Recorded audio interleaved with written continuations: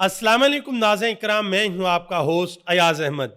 नाज़रीन इकराम, पाकिस्तान तहरीक इंसाफ के कारकुनान ने पूरे मुल्क के अंदर एक मरतबा फिर यह साबित किया है कि माइनस इमरान खान का ख्वाब हमेशा अधूरा रहेगा। जश्न आज़ादी के इस मौके पर हमें पूरे मुल्क के अंदर दो किस्म के झंडे नजर आए हैं, एक पाकिस्तान का सब्ज हिलाली परचम और दूसरा पाकिस्तान तहरीक इंसाफ का झंडा। अगरचे पुलिस वालों ने उन लोगों को गिरफ्तार करने की कोशिश की है, बदतमीजी करने की कोशिश की है जिनके हाथों में पाकिस्तान तहरीक इंसाफ के झंडे थे, लेकिन फिर भी तहरीक इंसाफ ने पूरे मुल्क के अंदर निकलकर अवामी ताकत का मुजाहरा किया है। कराची के अंदर, रावलपिंडी के अंदर, लाहौर के अंदर, मर्दान के अंदर, पेशावर के अंदर और दूसरी जगहों पर तहरीक इंसाफ ने जो रैलीज निकाली हैं उनके मनाजर आ चुके हैं, वो आपके सामने रखने के लिए जा रहा हूं। आपसे गुजारिश करूंगा कि आपने इस जश्न आज़ादी के मौके पर कमेंट बॉक्स में एक लाइन, एक पैगाम जरूर लिखना है और मैं कोशिश करूंगा कि इंशाल्लाह आपके पैगामात को अपने अगले व्लॉग का हिस्सा बनाऊंगा।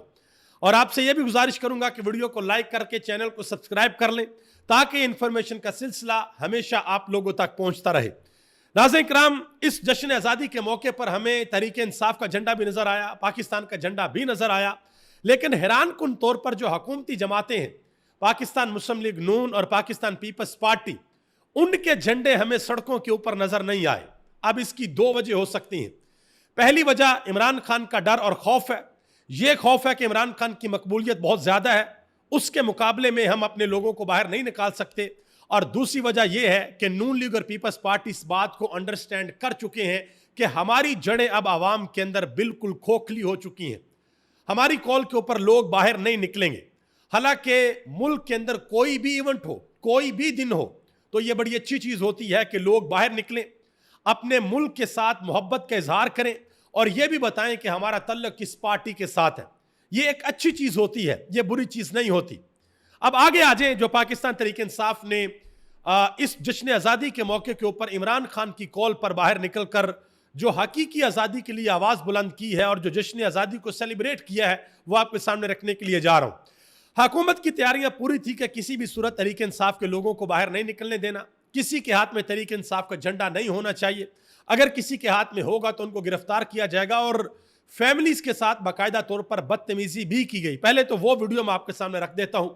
ये वो फैमिली है, ये आप देख सकते हैं, इनके साथ बाकायदा तौर पर बदतमीजी किया पुलिस ने रावलपिंडी के अंदर। ठीक है, आप देख सकते हैं कि छोटे बच्चे हैं, उनके वालिद भी साथ है, उनकी वालदा भी साथ है, मोटर बाइक के ऊपर वो बैठे हुए हैं और पुलिस वालों को यह मसला है कि भाई आपके हाथ में पाकिस्तान का झंडा तो होना चाहिए। आगे उन्होंने पाकिस्तान का झंडा लगाया हुआ है और पीछे तहरीक इंसाफ का झंडा पकड़ा हुआ है। तो पुलिस वालों का इतराज इस चीज के ऊपर है कि भाई तहरीक इंसाफ का झंडा आपने क्यों पकड़ा हुआ है। तो खुदारा ये हुकूमत बता दे या आईनी तरमीम कर ले कम अज कम कि भाई तहरीक इंसाफ का झंडा पकड़ना जुर्म है। इस मुल्क के अंदर आप पाकिस्तान की सबसे बड़ी पार्टी का झंडा नहीं पकड़ सकते। कम अज कम ये क्लैरिफिकेशन तो दे देना, ये लोगों को बता दें, ताकि हमने माजी के अंदर तो ये नहीं देखा कि किसी को इस वजह से गिरफ्तार किया गया हो कि भाई उसने पाकिस्तान मुस्लिम लीग नून का झंडा पकड़ा है या पाकिस्तान पीपल्स पार्टी का झंडा पकड़ा है। इस वजह से तो लोगों को गिरफ्तार नहीं किया गया। लेकिन अब हैरान कुन तौर पर यह बड़े अफसोस की बात है कि लोगों को इस वजह से गिरफ्तार किया जा रहा है और झंडों को बाकायदा तौर पर गिरफ्तार करके गाड़ियों के अंदर रखा जा रहा है कि ये तहरीक इंसाफ के झंडे हैं। अब जरा आ जाए, वन बाय वन करके आपको बताता हूं कि कहां कहां पर पाकिस्तान तहरीक इंसाफ के लोगों ने कितनी बड़ी तादाद के अंदर बाहर निकलकर रैलीज निकाली है। सबसे पहले नंबर पे जो बड़ा पावर शो हुआ है पूरे मुल्क के अंदर तहरीक इंसाफ की जानिब से, वो हुआ है कराची के अंदर।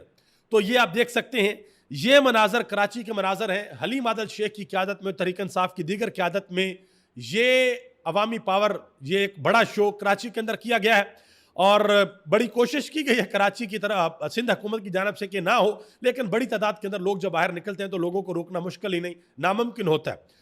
दूसरे नंबर पे रावलपिंडी के अंदर लोग बहुत बड़ी तादाद के अंदर निकले। समाबिया ताहिर की क़यादत में तहरीक इंसाफ के दूसरे जो एक्टिव कारकुनान है वो निकले बाहर, तैयबा राजा बाहर निकली, दूसरे लोग बाहर निकले और उन्होंने रावलपिंडी के अंदर एक बड़ा अवामी पावर शो किया। ये मनाजर उसके आपके सामने है।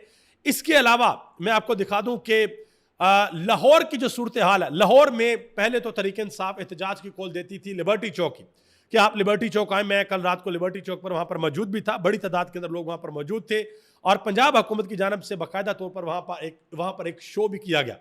आप हैरान होंगे कि वहां पर जो ज्यादातर लोग थे वो पाकिस्तान तहरीक इंसाफ के लोग थे और उनके चेहरों के ऊपर लिखा हुआ था कि तहरीक इंसाफ के लोग हैं, बंदा पहचान लेता है। अब तो हमें भी फील्ड के अंदर बहुत ज्यादा जाके इतना अंदाजा हो गया कि किस पार्टी को सपोर्ट करते हैं, और लेकिन वहां पर पुलिस भी बहुत बड़ी तादाद में थी। और पिछले साल लिबर्टी चौक के अंदर यह किया गया था कि जिसके हाथ में तहरीक इंसाफ का झंडा है या जिसने इमरान खान का नाम लिया उसको पकड़ के तो साथ ही गिरफ्तार कर लिया जाता था, कैदियों वाली गाड़ी के अंदर डाल दिया जाता था। तो लाहौर में दूसरी जगहों पर पाकिस्तान तहरीक इंसाफ के लोग निकले हैं और उन्होंने तहरीक इंसाफ के झंडे को लहराया है, लेकिन बड़ी तादाद के अंदर निकले हैं कराची के अंदर और रावलपिंडी के अंदर। जमान पार्क के इलाके में भी तहरीक इंसाफ के लोग निकले हैं और उन्होंने पाकिस्तान तहरीक इंसाफ के झंडे को लहराया है। इसके अलावा मरी के अंदर क्राउड बहुत ज्यादा था, ये आप देख सकते हैं। मरी में तो बाकायदा तौर पर लाठी चार्ज किया गया सिर्फ इस जुर्म की पदाश में कि आप तहरीक इंसाफ का झंडा क्यों उठाते हैं, आप इमरान खान का नारा क्यों लगाते हैं, ये जश्न आज़ादी के ऊपर आप ये नहीं लगा सकते, शायद ये पाकिस्तान के अंदर जुर्म है। इसके अलावा पेशावर के मनाजर आपके सामने, पेशावर में बहुत बड़ी तादाद के अंदर लोग बाहर निकले हैं और उन्होंने जश्न आज़ादी मनाई है, हकीकी आज़ादी के लिए आवाज़ बुलंद की है।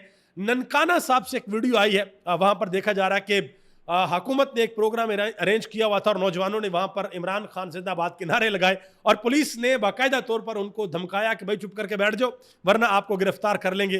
तो ये हालात व वाक़यात हैं और पाकिस्तान तहरीक इंसाफ के जो लीडर हैं इमरान खान, उनकी जानब से जो आखिरी एक बड़ा इज्तिमा हुआ था जिसकी मिसाल हालिया पाकिस्तान की हालिया तारीख के अंदर नहीं मिलती, वो लाहौर के अंदर 14 अगस्त के मौके पर जो हॉकी स्टेडियम है वहां पर किया था इमरान खान ने।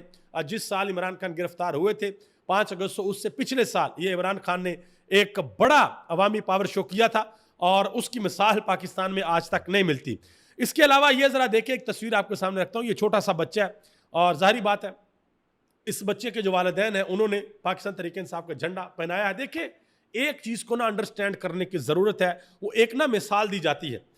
मिसाल ये दी जाती है कि हवा, आग और पानी, इन तीनों का रास्ता आप नहीं रोक सकते।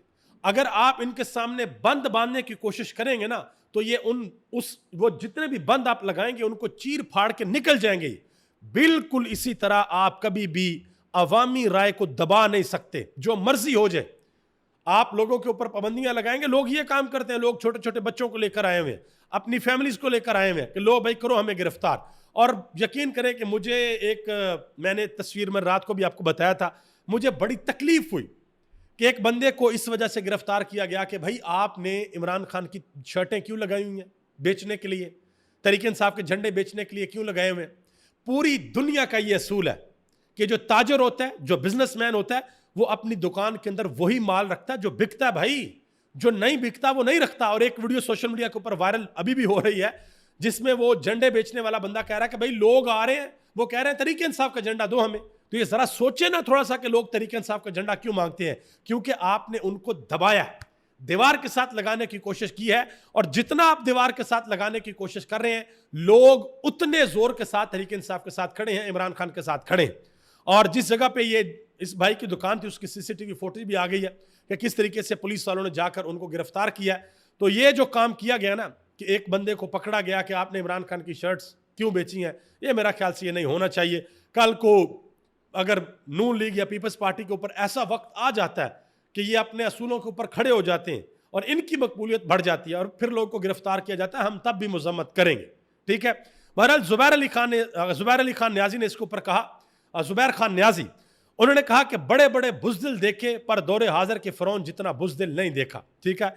इसके ऊपर कमर मकीन साफ़ी नौजवान, उन्होंने कहा कि सितारा इम्तियाज तो इस पुलिस वाले को मिलना चाहिए, कैसे फख्र से सीना चौड़ा हो गया है माशाल्लाह गिरफ्तार करके बंदे को।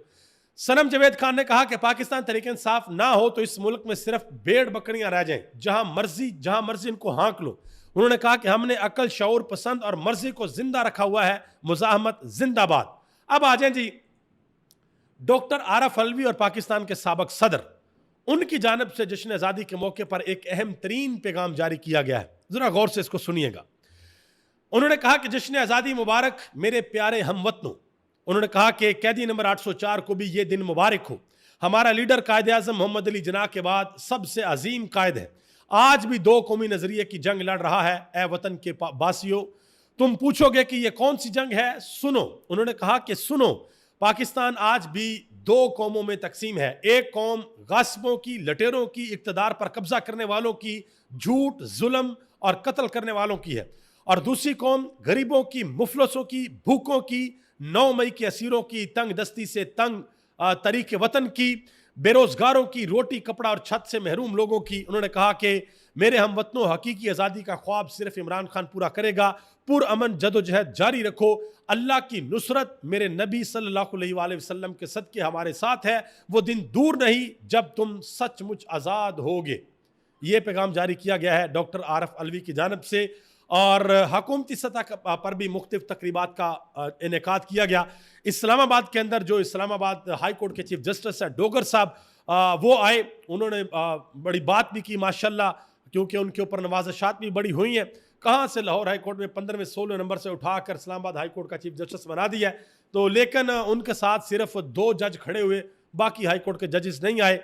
और हुकूमत की जानब से, पाकिस्तान के वज़ीर-ए-आज़म की जानब से मार्का हक के बैनर तले इस्लामाबाद के अंदर एक स्टेडियम में बड़ा ज़बरदस्त किस्म का ये जो एक प्रोग्राम किया गया, वहाँ पर शहबाज शरीफ साहब ने एक अहम तरीन बयान दिया।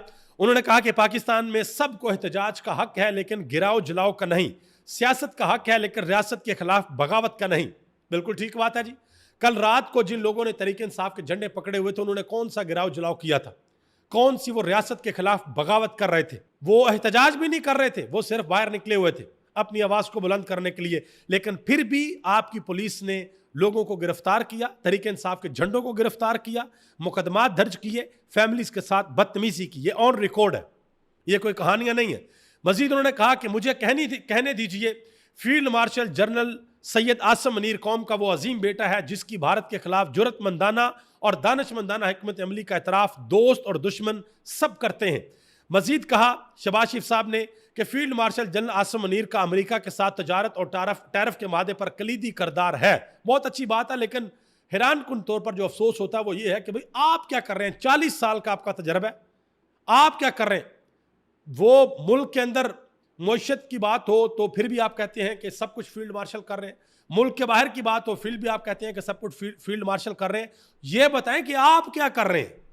आपकी भी कुछ जिम्मेदारियां हैं, वो किसने अदा करनी है?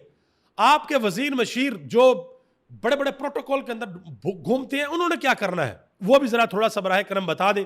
आगे आ जाए जी। इरफान सदीकी साहब ने ख्वाहिश का इजहार किया, कहते हैं कि 9 मई के केसेस में कम से कम 500 अफराद को सजा मिलनी चाहिए। 500 को क्यों मिलनी चाहिए जी? 1500 को मिलनी चाहिए या 5000 को मिलनी चाहिए? ये 500 का नंबर क्या होता है? उन लोगों को सजा मिलनी चाहिए जिन्होंने वाकई जुर्म किया है, चाहे वो 500 है, वो 1000 है, वो 1500 है, वो 5 है या 10 है या 4 है या 6 है, जितने भी हैं। मुल्क के अंदर कोई आइन और कानून नाम की चीज़ तो वैसे माशाल्लाह आपने ख़त्म कर दी है, तो ये तो बड़ी अजीबोगरीब किस्म की ख्वाहिशें आप कर रहे हैं।